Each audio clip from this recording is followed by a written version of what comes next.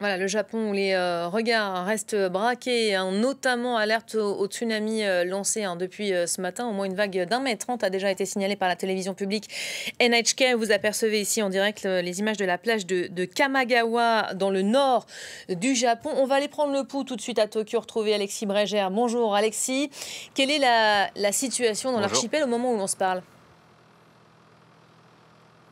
Eh bien, écoutez, on a reçu la première alerte de séisme à 9 h ce matin, donc heure japonaise. Et puis, dans la foulée, les autorités nippones ont décrété donc cette alerte au tsunami. Le séisme de magnitude donc 8,8, lui, s'est produit à plus de 1000 km au large de la péninsule russe, au nord du Japon.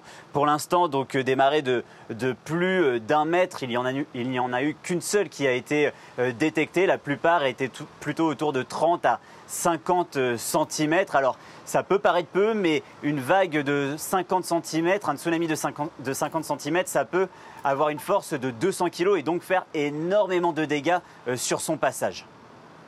Alexis, les regards qui sont évidemment braqués vers la centrale de Fukushima également, hein. Le site a là aussi été évacué. La catastrophe, elle reste dans toutes les mémoires aujourd'hui, hein.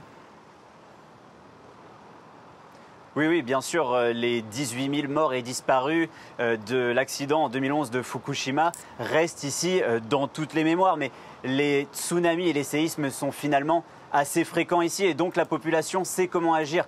Aussitôt que les avis d'évacuation ont été lancés, les riverains et les habitants japonais donc, se sont précipités donc, sur les points qu'ils connaissent bien pour se réfugier en hauteur. Les autorités nippones ont émis des ordres d'évacuation. Vous avez aussi parlé donc, de la centrale de Fukushima, mais il faut quand même raison garder et se dire qu'en 2011, la vague qui avait surpassé le mur de protection de l'enceinte de Fukushima Daiichi, la centrale nucléaire, cette vague faisait 15 mètres de haut. Donc nous n'en sommes pas encore à ce degré-là de marée à l'heure actuelle, mais les autorités nippones restent tout de même extrêmement méfiantes et extrêmement prudentes car les vagues pourraient encore augmenter dans les heures qui viennent.